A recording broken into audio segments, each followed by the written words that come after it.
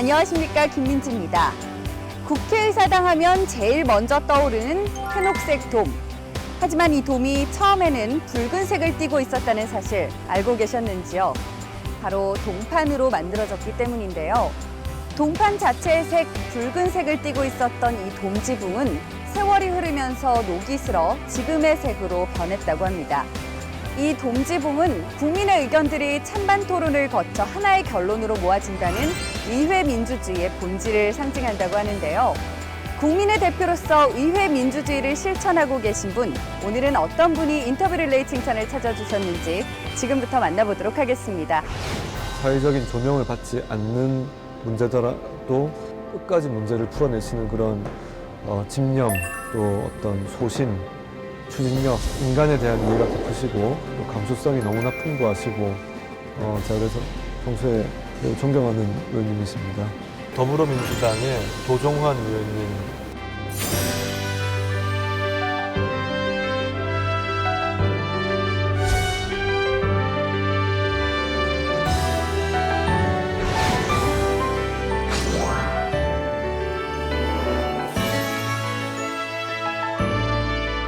어서 오십시오. 반갑습니다.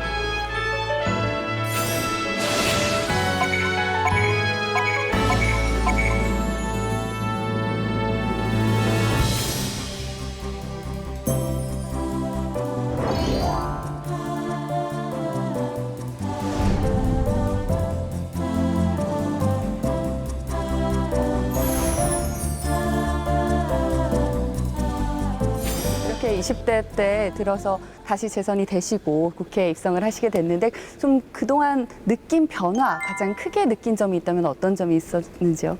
일이 더 많아졌고요. 책임감이 더 무거워졌습니다.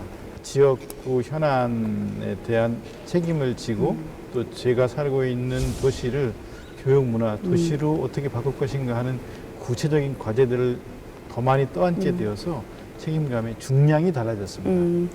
이렇게 지역구에 대한 책임감까지 가지시게 된 의원님을 네. 격려하기 위해서인지 김세현 의원께서 의원님을 칭찬을 해주셨거든요. 네. 저희가 직접 선물을 하나 이게 뭐예요? 준비했는데요. 이거 한번 열어보시죠. 이렇게 이야, 칭찬해 주신 분, 네, 칭찬 네. 받으신 분의 성함이 새겨져 있는 칭찬 트로피입니다. 고맙습니다. 칭찬 받아도 되는지 모르겠습니다. 원래 제가 김세현 의원님 참 존경하고 또 좋아하거든요. 이분이 칭찬해 주셔서 더 감사합니다. 네. 직접 영상 편지도 한번 남기셨는데 한번 네. 함께 확인해 보시겠어요? 네, 의원님 안녕하십니까? 저 김세현입니다.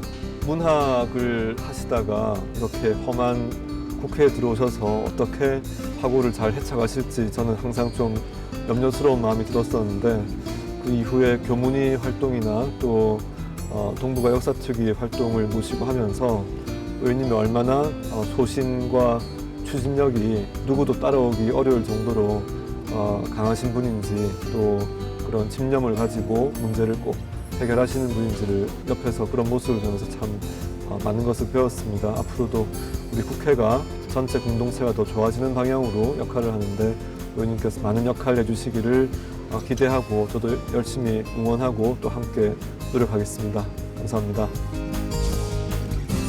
김세현 의원께 칭찬받으신 소감 어떠세요? 과분한 칭찬을 받았고요. 김세현 의원님이야말로 칭찬할 대목이 너무 많은 분이라고 생각해요. 대결과 대립이 아니라 대화와 타협을 통해서 유익한 결론을 만들어가는 게 민주주의다. 이게 선진화법에 반영된 거거든요. 이런 것들을 만들고 지켜나가려고 하시고 동북아 역사 왜곡 대책 특별위원회 활동하면서 보니까 고조선에 대한 대박한 지식을 네. 갖고 계시고 민족 문제에 대한 남다른 주관과 식견을 갖고 계시고 꿋꿋한 그런 내면을 갖고 계신 분이시라는 점을 함께 상임위에서 일하고 특위에서 일하면서 확인을 했어요. 큰 정치인으로 성장하시도록 기대해도 되는 분이다. 이렇게 생각을 했습니다.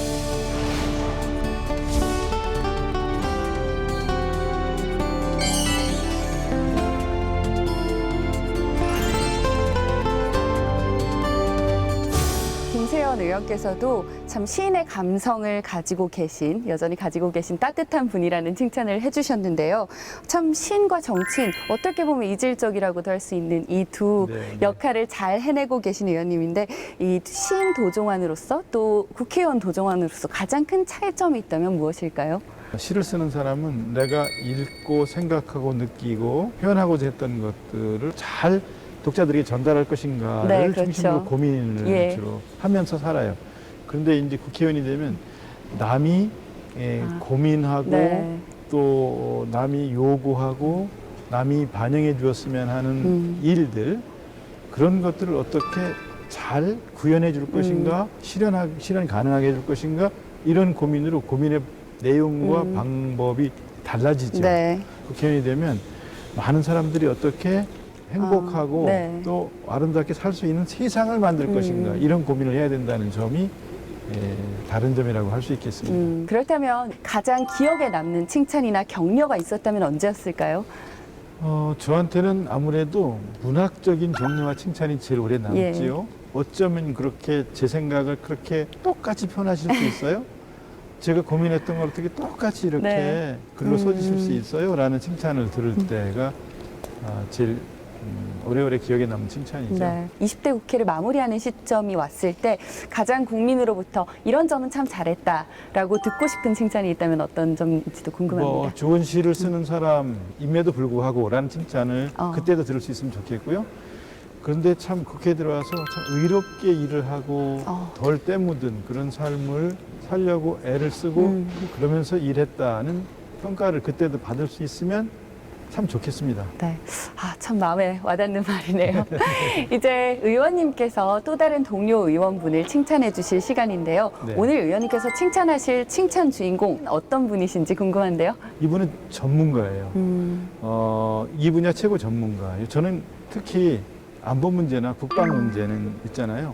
사람들이 과장해서 과도하게 해석하거나 과도하게 거기다가 이념의 옷을 입히거나 아주 폄하해서 무시하는 그런 발언을 하기 십상인 영역이거든요.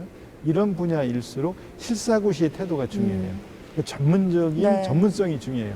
그 전문성을 바탕으로 해서 객관적으로 판단 내릴 수 있도록 국민들에게 그 자료를 제공해주고 네. 설명해주고 이해를 구하고 이 분야를 참 합리적으로 발언하시고 대안을 말씀해 주시고 그리고 바로 이거구나라는 생각이 들게 문제를 풀어나가시는 그런 능력을 보여주셔서 이분을 칭찬하지 않을 수가 없습니다. 그렇다면 누구신지 직접 말씀해 주시죠. 네, 정의당의 김종대 의원이십니다.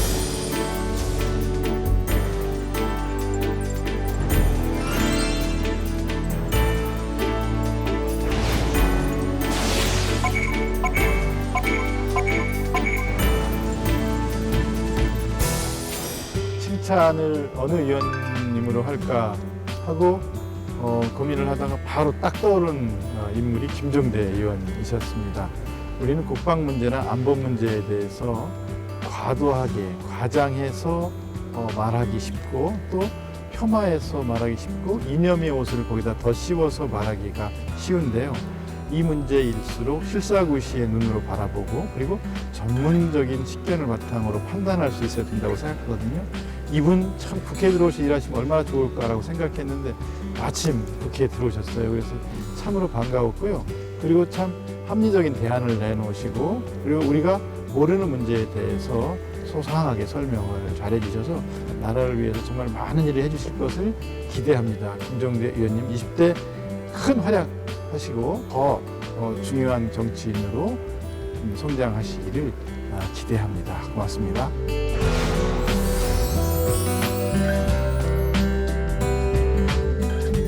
사람은 누구나 꽃이라고 말했던 시인이 있습니다. 오늘 그 시인이 정치인이 되어서 칭찬받고 칭찬하는 특별한 시간이었는데요. 칭찬을 통해서 서로 이해하고 소통하는 모습을 보여주신 도종환 의원님, 오늘 시간 내주셔서 감사합니다. 고맙습니다. 칭찬해 주셔서 감사합니다. 고맙습니다.